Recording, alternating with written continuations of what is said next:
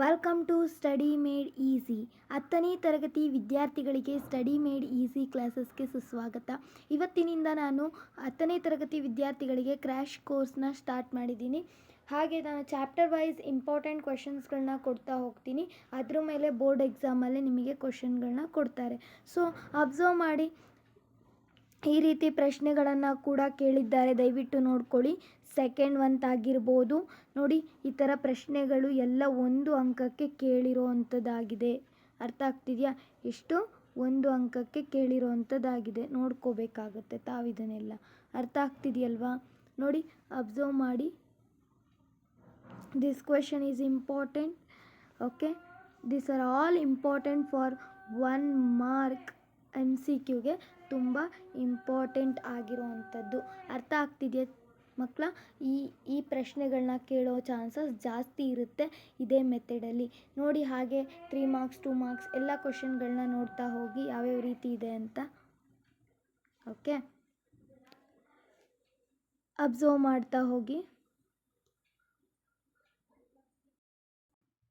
ಇದು ನೋಡಿ 2 ಅಂಕದ ಪ್ರಶ್ನೆ. ಇದೆಷ್ಟು ಅಂಕದ ಪ್ರಶ್ನೆ ನೋಡಿ, ದಯವಿಟ್ಟು ಇದು 2 ಅಂಕದ ಪ್ರಶ್ನೆ. ಇವಿಷ್ಟನ್ನು ಪ್ರಾಕ್ಟೀಸ್ ಮಾಡ್ಕೊಳ್ಳಿ. ಇವು ಮೋಸ್ಟ್ ರಿಪೀಟೆಡ್ ಆಗಿರೋವಂಥದ್ದು. 2 ಮಾರ್ಕ್ಸಿಗೆ ಇವನ್ನ ಬಿಟ್ಟು ಅವರು ಬೇರೆ ಯಾವುದನ್ನು ಕೇಳೋದಿಲ್ಲ. ಅರ್ಥ ಆಗ್ತಿದೆಯಾ? ವೆರಿ ಫಿಕ್ಸ್ಡ್ ಕ್ವೆಶನ್ ಆಗಿರುತ್ತೆ. MCQ ಮತ್ತು ಇದು 2 ಫಿಕ್ಸ್ಡ್ ಕ್ವೆಶನ್ಸ್. ನಾನೇನು ಕೊಟ್ಟಿದ್ದೀನೋ ಅದು ಇಲ್ಲ. ನಿಮಗೆ ಅದರಲ್ಲಿರೋ MCQ ಕೇಳಲಿಲ್ಲ ಅಂದರೂ ವೆರಿ ಈಸಿಯಾಗಿ ಕೇಳ್ತಾರೆ ನೋಡಿ. ಈಗ ಮೊನ್ನೆ ಪ್ರಿಪ್ರೇಟ್ರಿಲಿ ಕೇಳಿದರು, ಈ 30 ಡಿವಿಸಿಬಲ್ ಬೈ 2, 3, 5. ಹೌದಾ? 3 ಆಗುತ್ತೆ. ಆಪ್ಷನ್ಸ್ ಕೊಡ್ತಾ ಇದ್ದೀನಿ. Option A 2, 3, 2, 4. ಓಕೆ, ಈ ರೀತಿ ಕೊಟ್ಟಾಗ ನೀವು ಚಾಯ್ಸ್ ಮಾಡ್ತೀರಾ. 3ರಿಂದನೂ ಆಗುತ್ತೆ. ಹೌದಾ? ಇದು ಆಗುತ್ತೆ, ಬಟ್ ನೋಡಿ 3ರಲ್ಲೂ ಆಗುತ್ತಾ? ನೀವು 3ರಲ್ಲಿ ಯಾವುದನ್ನು ಸೆಲೆಕ್ಟ್ ಮಾಡ್ತೀರಾ? ಇದು. ಹೌದಲ್ವಾ? 30 ಡಿವೈಡ್ ಆಗುತ್ತಾ ಅಲ್ವಾ ಮಕ್ಕಳ? ಸಾರಿ, ಅರ್ಥ ಆಗ್ತಿದೆಯಾ? ಡಿವೈಡ್ ಆಗುತ್ತೆ. ಸೊ ದಟ್ ಈ ಆಪ್ಷನ್ನ ನೀವು ಚೂಸ್ ಮಾಡ್ತೀವಿ. ಈ ರೀತಿ ಪ್ರಶ್ನೆನ ಕೇಳಿದರು. ಸಿಲ್ಲಿ ಆಗಿರೋಂಥ ಪ್ರಶ್ನೆಗಳನ್ನ ಕೇಳ್ತಾರೆ. ನಾನು ಕೊಟ್ಟಿರೋ MCQ ಬಿಟ್ಟು ಅವ್ರೇನಾದ್ರು ಕೇಳೋಕೆ ಹೋದರೆ ಸಿಲ್ಲಿ ಆಗಿರೋವಂಥದ್ದನ್ನ ಮಾತ್ರ ಕೇಳ್ತಾರೆ. ಅರ್ಥ ಆಗ್ತಿದೆಯಾ? ನೆಕ್ಸ್ಟ್ ನೋಡೋಣ. 3 ಮಾರ್ಕ್ ಕ್ವಶನ್ ಕೇಳೋ ಚಾನ್ಸಸ್ ಇರೋ ಅಂಥದ್ದಿದೆ.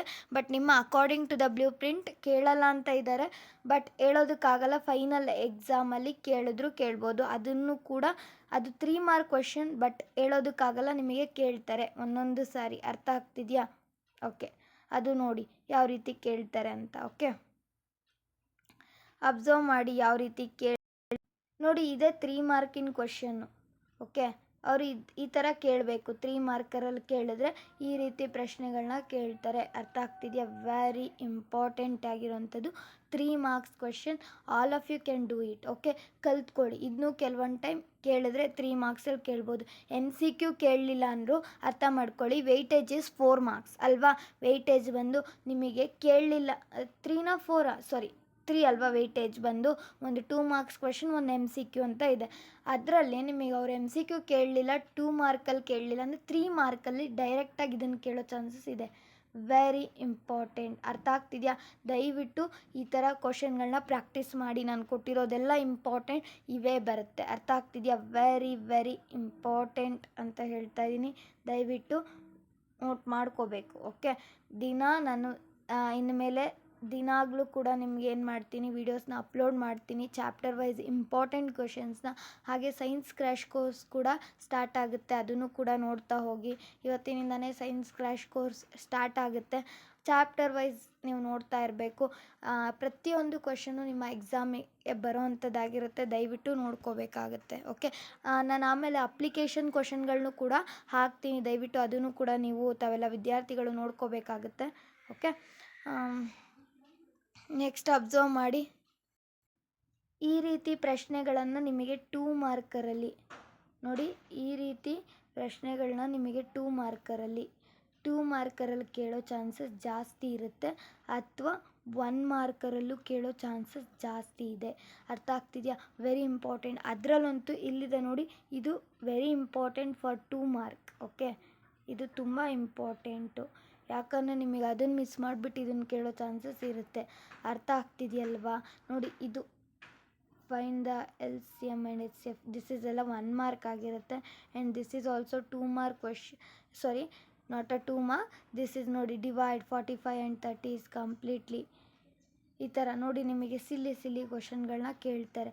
ಇದರಲ್ಲಿ fine the H C F of a smallest prime number, smallest composite number, ಅವನ್ನೆಲ್ಲ ಸ್ವಲ್ಪ ಈ ಕ್ವಶನ್ಗಳನ್ನ ಕರೆಕ್ಟಾಗಿ ನೋಡ್ಕೊಳ್ಳಿ. ಕಾಂಪೋಸಿಟ್ ನಂಬರ್ ಅಂದರೆ ಏನು ಅಂತ ಒಂದು ಸತಿ ಕೇಳಿದ್ದಾರೆ, ದಯವಿಟ್ಟು ಆ ಪ್ರಶ್ನೆಯನ್ನು ಕೂಡ ನೋಡ್ಕೋಬೇಕು ತಾವೆಲ್ಲ ವಿದ್ಯಾರ್ಥಿಗಳು. Okay, this is very important. ಯಾಕಂದರೆ ಈಗ ನಾನು ಕೊಡ್ತಿರೋ ಕ್ವಶನಲ್ಲಿ ಇದು ಜಾಸ್ತಿ ಇಂಪಾರ್ಟೆಂಟ್ ಆಗುತ್ತೆ.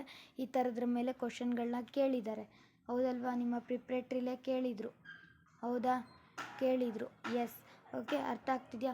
ವೆರಿ ಇಂಪಾರ್ಟೆಂಟ್ ಈ ಕೊಟ್ಟಿರೋ ಕ್ವಶನ್ಗಳು, ಅರ್ಥ ಆಗ್ತಿದೆಯಲ್ವಾ? ನೆಕ್ಸ್ಟ್ ನೋಡಿ,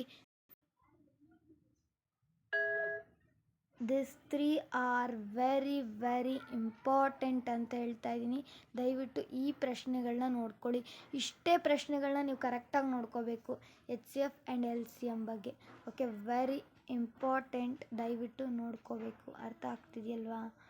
ನಾನು ಯಾಕೆ ಇಲ್ಲಿ ಡ್ಯಾಶ್ ಮಾರ್ಕ್ ಹಾಕಿದ್ದೀನಿ, ಯಾಕೆ ಈ ಒಂದು ಸ್ಟಾರ್ ಮಾರ್ಕ್ ಹಾಕಿದ್ದೀನಿ ಅಂದರೆ ದಿಸ್ ಇಸ್ ವೆರಿ ಇಂಪಾರ್ಟೆಂಟ್ ಅಂತ ಅರ್ಥ ಮಾಡ್ಕೋಬೇಕು. ಇದೆಲ್ಲ ಮೋಸ್ಟ್ ರಿಪೀಟೆಡ್ ಆಗಿದೆ, ಹಾಗೆ ಇದು ಕಂಪಲ್ಸರಿ ನಿಮ್ಮ ಎಕ್ಸಾಮಿಗೆ ಬರುವಂಥದ್ದು. ಇಷ್ಟರಲ್ಲಿ ಬಿಟ್ಟರೆ ಇನ್ನೇನು ಕೇಳಲ್ಲ. ನೋಡಿ, ನಾನೇ ಹೇಳ್ತಾ ಇದ್ದೀನಿ, ನಿಮ್ಮ 4 ಔಟ್ ಆಫ್ 4 ಮಾರ್ಕ್ಸ್ನ ನೀವು ಇಲ್ಲಿ ತೊಗೊಂಡ್ರಿ ಈ ಚಾಪ್ಟರಲ್ಲಿ. ಅರ್ಥ ಆಗ್ತಿದೆಯಾ? ಕೆಲವೊಂದು ಟೈಮು ನಿಮಗಿಲ್ಲಿ 3 ಮಾರ್ಕ್ಸ್ ವೆಯ್ಟೇಜ್ ಇದ್ದರೂ ಕೆಲವೊಂದು ಟೈಮ್ 2 MCQಗಳನ್ನ ಕೇಳಿ 2 ಮಾರ್ಕಿಗೆ ಕೇಳೋ ಚಾನ್ಸಸ್ ಇರುತ್ತೆ, ಅಥವಾ 1 MCQ ಕೇಳಿ ನಿಮಗೆ 3 ಮಾರ್ಕ್ ಕ್ವಶನ್ ಕೇಳೋ ಚಾನ್ಸಸ್ಸು ಕೂಡ ಇರುತ್ತೆ. ಆ ರೀತಿಯೂ ಕೂಡ ನಿಮ್ಗೆ ಏನು ಮಾಡ್ತಾರೆ, ಪೇಪರ್ನ ಸೆಟ್ ಮಾಡೋ ಚಾನ್ಸಸ್ ಇರುತ್ತೆ. ನಿಮ್ಮ ಪ್ರಕಾರ ನಿಮ್ಮ ಒಂದು ಬ್ಲೂ ಪ್ರಿಂಟ್ ಪ್ರಕಾರ ಹೋದರೆ ನಿಮಗೆ ಇಲ್ಲಿ 3 ಮಾರ್ಕ್ಸ್ ನಿಮಗೆ ಸಿಕ್ಕಿದೆ. ಓಕೆ, ಇನ್ನು ನೆಕ್ಸ್ಟ್ ಚಾಪ್ಟರ್ಗಳನ್ನೂ ಕೂಡ ನಾನು ಅಪ್ಲೋಡ್ ಮಾಡ್ತಾ ಹೋಗ್ತೀನಿ. ಇದೇ ರೀತಿ ಇವನ್ನ ಪ್ರಾಕ್ಟೀಸ್ ಮಾಡ್ಕೊಳ್ಳಿ, 3 ಮಾರ್ಕ್ಸ್ನ ಕೈಯಲ್ಲಿ ಇಟ್ಕೊಳ್ಳಿ. ನೆಕ್ಸ್ಟ್ ಲೆಸನ್ಗೆ ಹೋಗೋಣ. ನಿಮಗೇನಾದರೂ ಈ ವಿಡಿಯೋ ಇಷ್ಟ ಆದರೆ ನಿಮ್ಮ ಫ್ರೆಂಡ್ಸ್ಗಳಿಗೂ ಕೂಡ ಶೇರ್ ಮಾಡಿ. ಹಾಗೆ ನಿಮಗೇನಾದರೂ ಈ ವಿಡಿಯೋ ಇಷ್ಟ ಆಗಿದರೆ ಈಗಲೇ ಲೈಕ್ ಕೊಟ್ಟು ನಮ್ಮ ಚಾನಲ್ನ ಸಬ್ಸ್ಕ್ರೈಬ್ ಮಾಡೋದನ್ನ ಮರಿಬೇಡಿ. Thank you for watching.